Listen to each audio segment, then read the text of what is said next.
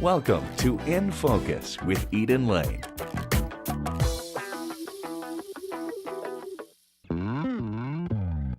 Tonight we have our first one-on-one interview with the longtime Denver Post film critic, Lisa Kennedy. And more than a year ago, when John Moore left the Post as the theater critic, it was only natural for Lisa to include theater in her reporting. I sat down with the delightful Lisa Kennedy at the Ricketson Theater at the Denver Center for the Performing Arts. So let's just start with, where do you come from? How did you get to Denver? Well, actually, I started off in Denver. In general, my father was in the Air Force, and he was stationed in Amarillo, Texas. So that kind of dates when we moved here. He moved here in the late 60s. Because they were closing Amarillo, and Lowry Air Force Base was still open. So as I an came Air as Force a base kid. and As not an a Air Force, subdivision. yes, exactly. I took my parents through there a while back, maybe about when I moved here, so maybe like 7 years ago or something. And they were a little bit confused. I'm like, this is the officers' club, right? This is where we used to go swimming. So I grew up here, and I went to college back east. So that's sort of how I wound up on the East Coast for about 20 years. What's your alma mater? Yale. So. Just Yale. Well, Just Yale. Anyway, yes, I am proud of that, but it sounds boastful. And I didn't do so well, so then I can't be that. I was like, woohoo, but I wasn't so good. Well, you're doing well now, so then you're just making fine, them thank proud you. of you now. Yeah, we'll see. So, having been away from Colorado for so long, what was different when you returned? Plenty was different. I mean, really, I did leave in '79. That's when I went to college.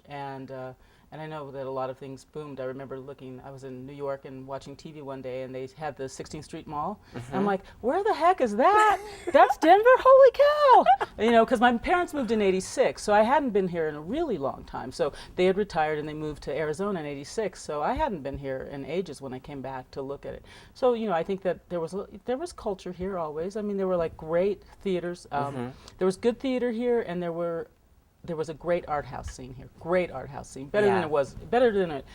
It's better then in some ways than it is now, but that's also just the structure of art houses. In what way? Because there were more. Well, there were just more. Yeah. There were just more. I mean, there was like all kinds of cute theaters, and you know, the Ogden was like this great sort of, I can't remember what you call it, but it's like showed two movies sort of. It was, and it was just fantastic, right? I mean, I just loved it. It was really fun as a kid, and there were all kinds, like the Vogue was up near, you know, DU or something like that, and it's like I can't even remember all of them, but it really was like, it was fun. And when you're that age, at, you know, high school, it was really great to sort of explore. I think I saw more art house films in high school than I did when I was in college. So. Do you think that obviously impacted the way you view films as much as your time at Yale, for example? I think probably even more so, because in school I was doing sort of other stuff. I mean, I certainly watched some films and stuff, and there were like film societies at that time.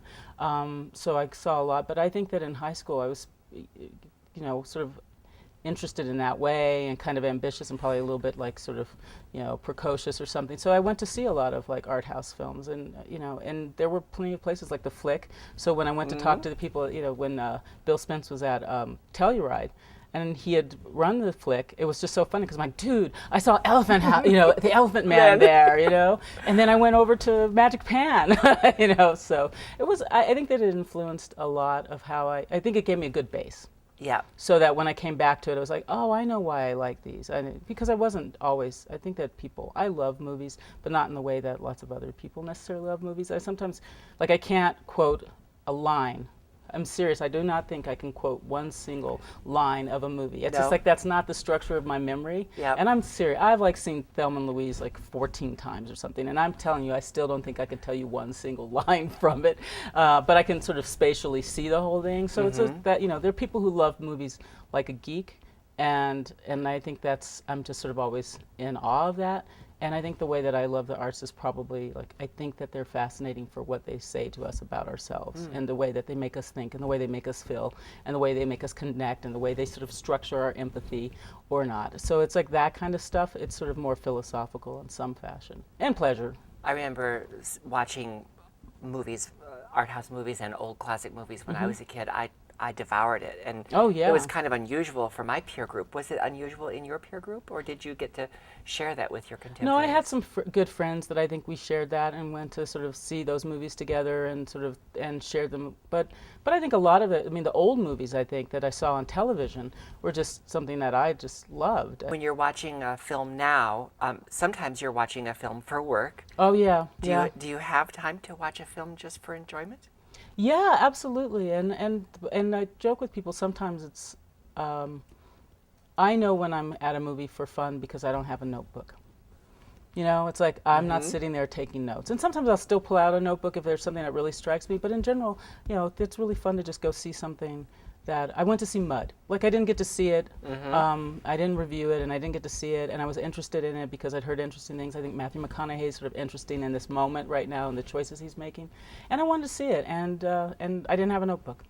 So it was fantastic. So that's how we know whether you're there to work Yes, or not. I think so. Yes, exactly. Though I often have a notebook and popcorn, so you could still be confused about me. So, yeah. How do you let it wash over you differently when you're working as opposed to when you're just watching it for your own enjoyment? Well, I think that one of the problems maybe for me, and it's something I struggle with, is that I think those experiences shouldn't be so different. I really wish that I would just like go to a movie the way, as a critic, the way I do as a film goer, because I actually do think that my job is to speak to other film goers, not to speak to like the people who make movies, and not necessarily even to speak to the people who are sort of, you know, super geeky in a way. It's like, no, it's about like pleasure and whether, you know, our sort of general reader at the Post would be interested in this and sort of engaging that aspect. And that's a fairly emotional, you know, with some, it's, you know, there's like that kind of great sweet spot between sort of thinking and feeling that I'm interested in.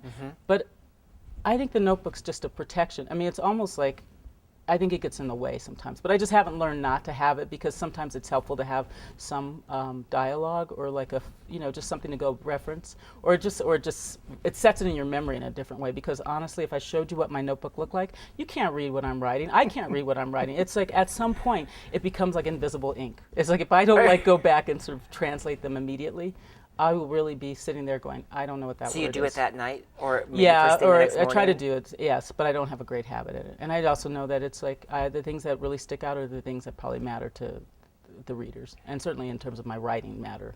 And film, was that your first beat for the Denver Post? Yes, that was my first beat for the Post. They reached out to me in '03. And I was in Arizona at the time, freelancing, and I was like, "Oh, I've been to Denver. I could go there." And I loved the guy Ray Rinaldi, who was doing our arts, you know, arts and classical music criticism. He was the guy that reached out to me, and it was great. I really had a great time talking with him, and I came to meet people at the Post, and I loved it. And the truth is, I did know Denver. I didn't know it super well, but it wasn't like Because I was going to you get were so lost. little. Yeah. Well, no, I was, you know, I was like, I mean, I left at high school, so. Oh, really? Yeah. No, I mean, parents moved in '86, so I was around for a while. It's just that I hadn't been here for, you know, like 18 years or something since, so that was kind of unusual. But in general, I knew my way around. I sort of liken it. I was a big soap opera person for a while, so liken it to, you know, soap operas are the only things that have like people with amnesia. That's right. You know, nobody is like, soap operas have people who've had amnesia twice, you know, but, and in a way it was just like, that's what coming back to Denver was like. It's like, I kind of know this place. Yeah. Oh, well, okay, cool. I'll make it work. So that was in 2003 that Yeah, you got to come back. And you were freelancing before. Were you focusing on film at that time? Somewhat, but on all kinds of stuff. I wrote a little bit for Wired. I wrote some television things. I wrote some film pieces for the London Sunday Times magazine, and just the London Sunday Times it's like magazine. it's always like who you know. It has nothing. It's like out of a ether. It's like, no, it's because I knew the editor at the time, and I was closer to California than other London writers probably. So it's still pretty but it was impressive. it was a great opportunity, and so it's like that stuff's kind of fun, and you know, it's just like all kind of art stuff. But I also did a piece. I had started right when I got approached. Started to do a piece on. You know, prisons. So I was all over the map because I like feature writing. It wasn't just arts features. I like feature writing. I like trying to tell stories. And you have the chance to branch out and do that when you when find the right topic. Yeah, absolutely. Do you get to do that now that you're at the Post? Not really. Not but that's really. just because it's a busy gig, and I keep trying to sort of deepen the way that I do it and sort of understand how to do it and get a rhythm. I mean, when, it's been a little over a year since I became the theater critic as well. I was just going to say, it's even doubly busy for you now. It's very busy. It is very busy, and I like it very much. But it's a sort of steep learning curve to sort of have a whole new beat, and one that I think deserves as much intelligence as I can bring to something. I think it's fascinating, and I love the overlap and I love the divergence of the two things. It's been really So where does it interesting. overlap for you? I think sometimes it overlaps in terms of performance and what's getting sort of articulated. I mean, certainly acting for camera is different than acting for a live audience, but the risk that people take, I just think it's also the sort of ambitions of the people who are creating is really fascinating. And so there's that overlap, and there's sort of the sense that people really are trying to, I know that we, especially with film, because it's so much easier, right? It's like you can tear down a film very easily and sort of forget that people did so much work to make something that you think is Because pretty they never really garbagey. set out to make a bad film They or a bad don't, piece no, of theater. I really think people don't, and I think it must be so excruciating when you've done all that. It's so, and film's so collaborative, and just to sort of know it's not good. It just must be really hard. And I'm a fairly thin-skinned person, so I think that makes it sort of. It means that I try to be a careful critic. And try to sort of respect what people were trying to do without giving them too much leeway to do something bad. Well, because you said your first audience are the people who are going to go see the films, not necessarily the film geeks or filmmakers. Sure.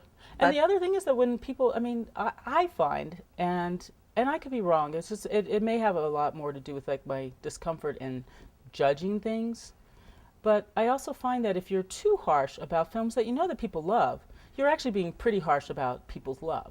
Right. And that seems misguided to me. It's like it works because there are people that love acerbic critics, right? It's so fun to read. When it's like, Do it's they fun really sometimes. love that? I think so. Anthony Lane can be pretty mean, and he can be doggone funny, right? The guy at the New York, David Denby's much more measured, but Anthony Lane is fun to read because he's going to say something mean. And he doesn't want it really. to be dishy. And some If it's people going to be like bad, that, we want it to be dishy. Some people really love that. I'm not entirely one of those people, but I appreciate. It's a good writing and sort of that kind of Syrian intelligence can be really fun. It's just not entirely. It's not my gift, and it's not entirely my taste in terms of what I want people. How I want humans to interact. It's like for what it's worth. It's like it's just one more voice. When we read your material, you have a lovely gift of language. And that's nice of you to say. Well, I think people agree with me because everybody I know reads your columns, and we don't just read them just to find out if it's a good or a bad review. Right. It's good writing. It's fun to read. All right. So how do you describe your process of getting that to us? Because you said you're scribbling your notes, and I'm how does she come up with this great language? Well, the funny thing is, I'm not sure that it's like I said, thank you very much, because I don't always feel that way at all. Very seldom feel that way. It's a real struggle still, often to write, but I do like language. I really do sort of get a kick out of it, and I do want things to kind of resonate, and I want my writing to be, if not entertaining, because I don't think I'm funny particularly. I am funny in real life over beers. Beers. I don't even drink beer. Very much sorry, craft brewing, Colorado. I respect it though. But I enjoy language and I enjoy its possibilities. I think still I like to hear it. And when I was in college, if you'd asked me what I was going to be, there's always a weird list of things. But one of them was poet, because I like. I really do like poetry, and I came across a poem I wrote my mom because I'm packing her up to move to Colorado, and I was like, that's not bad. Everything's not bad from 10 years ago. It takes about 10 years before I go, that's not bad. So. Well, I'm not going to wait 10 years to tell you that your respect for language and your respect for your reader really comes through every time. Oh, well, it that's really does. Yeah, thank you, Eden. That's really kind of you to say. What is it like for you now that you have been almost a full year adding theater to it? How do you approach it differently, or is it different than reviewing the writing of it? Well, I do think the writing of it is different, in part because I think that I mean, I haven't nailed it at all, I don't think. I'm still trying to learn it, but I think that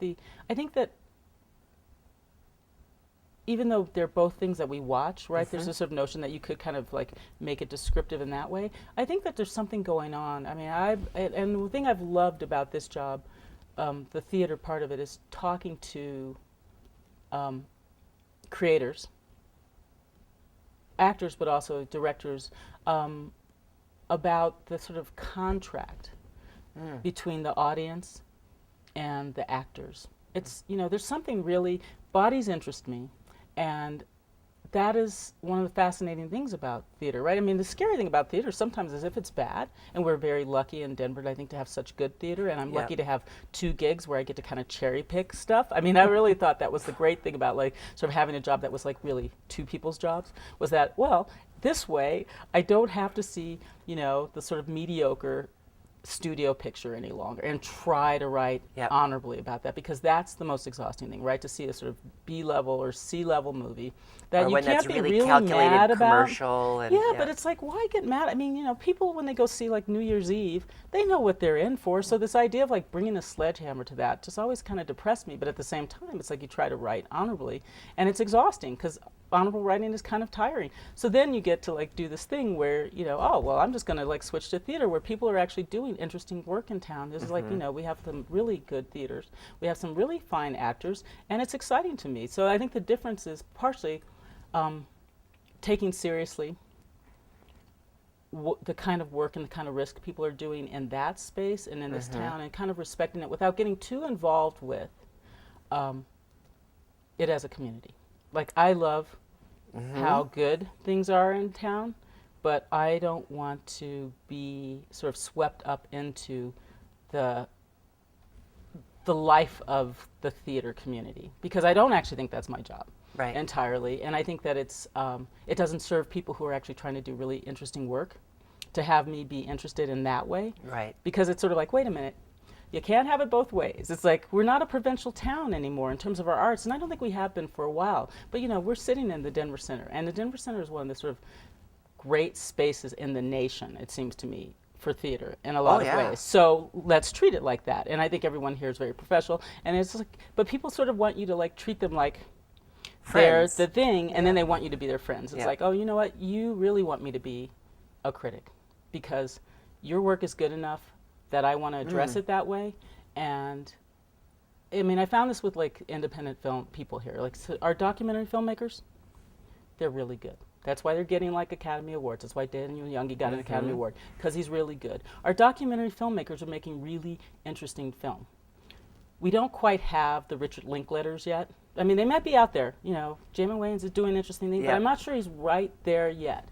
And for a while, I was just like, I'm not covering it anymore. I'm not covering narrative film because it's not there, and I'll just get angry at you that you're like, you want me to, and by the way, you don't read me. So when you call me to cover you, I know what that's about. That's like, I'm your publicist. I'm like, I'm not your publicist. I want to be the person that readers trust, that when I say there's something interesting going on, that they will like believe that it's interesting, and they'll be excited about you for the right reasons, not for, so it's sort of a challenge that way. But mostly it's been great to kind of engage.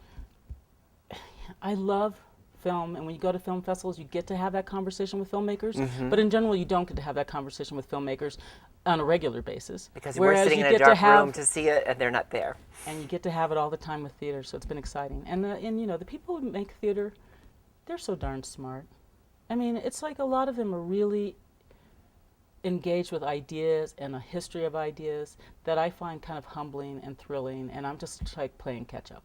And if they're making theater in a place like Colorado, it's more often than not about making theater and not about finding a path to fame. Right. Yeah, no, absolutely. That's a great point. No, you're absolutely right. So there's a lot of honor in that. And I think as a writer, or almost anybody, you want to like honor when people are doing honorable work. I think that sort of makes a better, it sounds silly, but it makes a better world. It makes a better community. One thing that we can't miss the chance to discuss with you is that now you're the theater critic as well as the film critic for a major paper in a major market, and you're a woman, and you're a woman of color. There aren't many. Yeah. Does that impact you in any way? Do you feel that as a responsibility or an impact on how you approach your work in any way? You know, probably not as much as I should sometimes. And Why I do you guess I say mean, you should? well, no, no. I guess I mean that I think sometimes I miss opportunities to actually do the good work of, people giving me an opportunity as an African American woman, as a lesbian, as a woman. It's like all the list, the whole darn, kiss of death list, as my dad said. It's like, Check them all up. Yes, it's like that's me. I'm just so solidly middle class, upper middle class that's like it's like if I just like worked that, if I'd had your roots, then I would be all that and more, right? But I think sometimes I miss an opportunity to ask something really obvious about otherness because I don't feel it as otherness anymore. And I've been like doing this gig for a really long time. Isn't that important that you don't feel I think it's otherness? probably great because it makes it, I think it means that I don't sort of go hat in hand. Not that people do, it's just that I Right. think that it's like being anxious about stuff. I think sadly, there's a lot of entitlement built into me by now.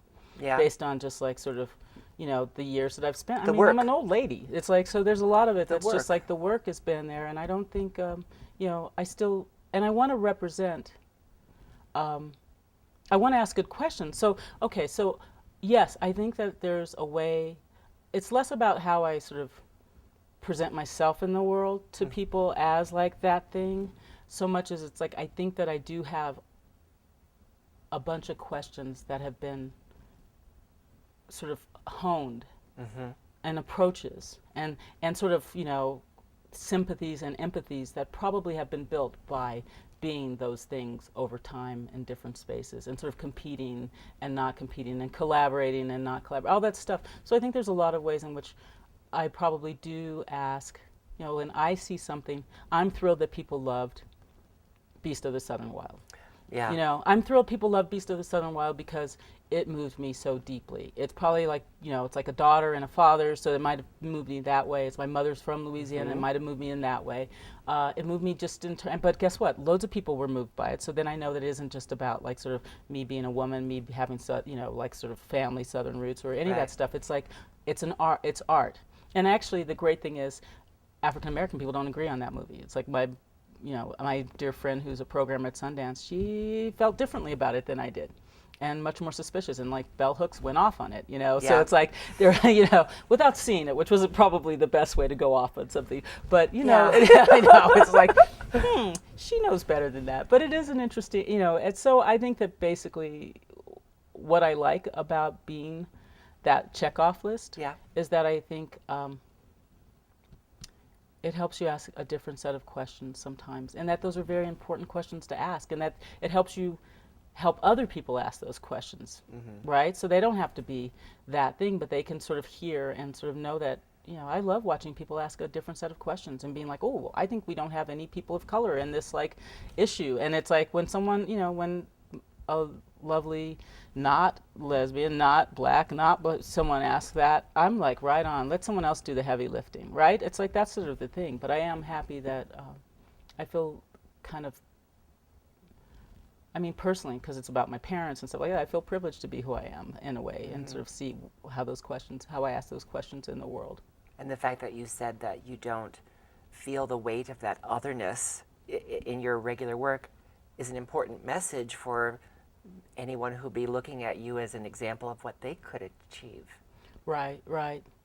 That's, yeah, I hope that's true. I like to think that's true. And yeah, I don't know. It's a funny thing because that said, I saw a play the other night that had, that has one black character, and the audience, there was another African American. I don't always notice that stuff, but I think that sometimes, well, actually, if there's a black character and they are playing, so it's like, it was, and then there were none. And so it's gonna, so it is actually played up already, the race, because she's like Sister Hattie. So she's after, my other East High alum, like, it's like Hattie McDaniel. And I thought, I believe, and I could be wrong, that the joke, so there was a joke and someone looked at me, my neighbor near me, to see if it was okay to laugh. And I could be wrong, because I think you're often wrong. You're often wrong about what people, unless I sort of go, why did you just look at me at that moment? Then you're just making an assumption. But it's kind of interesting. The world is interesting when it's not hairy. Yeah, that's true. But it's just not plain hairy. I think that's an important thing to note, though, because we are in Colorado, where there's a sense of our community is making strides and trying to be more, not just diverse, but inclusive, because those can be very different things. Absolutely, absolutely. Yeah, no, it's a good point. And to have yours be the work that serves this entire community, I think is an important thing to note. But I don't always pay attention to this. I mean, I think that's the thing, is that sometimes I don't go to bat in the same way that I should. I mean, I will make a mistake and not sort of go and pay heed to something that's trying to do something that needs to be, it's like I don't think I'm always the advocate I should be for people of color. Sometimes and it's artists. because you're busy doing the work. Yeah, that's mostly it. But at the same time, I am sometimes aware of, like, you need to do better. So. We all need to do better in a lot of things. Yeah, and yeah. it's that struggle, the rolling up your sleeves and trying it. Well, and it's, I mean, honestly, one of the things you learn is that, at least I like to think, is that the world's more diverse than black and white. And that's the one that was like the sort of diversity that was like the sort of tension that I grew up with in some ways. And it's just richer than that. And our communities are richer than that, and like the sort of things that you need to learn about your own sort of biases or blind spots as a person of color or as a black person in relationship to like Latinos or Asians. It's like there's always something new to learn. There's always something new to learn. There's That's always true. some new human being that you got to figure out, and you figure out how you sort of situate yourself in relationship to them. It's kind of cool. Well, again, I hope I get to catch up with you when we come back from Well, that's summer nice of break. you. And you said that you enjoyed getting to interview some really intelligent people, and you've made this a pleasure because it's a wonderful chance to get to talk to a really intelligent woman doing this work for us here in Colorado at the Denver Post. Let me get my wallet. Thank you for making time for me today. Thank you, Ian, for asking me. It was fun. Thank you very much. You can find Lisa's regular column in the Denver Post and more of our conversation, including her picks for the summer, as a web extra at infocustv.org. That's all for this edition. Remember to join us on Facebook and Twitter. With all that Colorado has to offer, we're here to help you keep it in focus. Thanks for watching. Good night.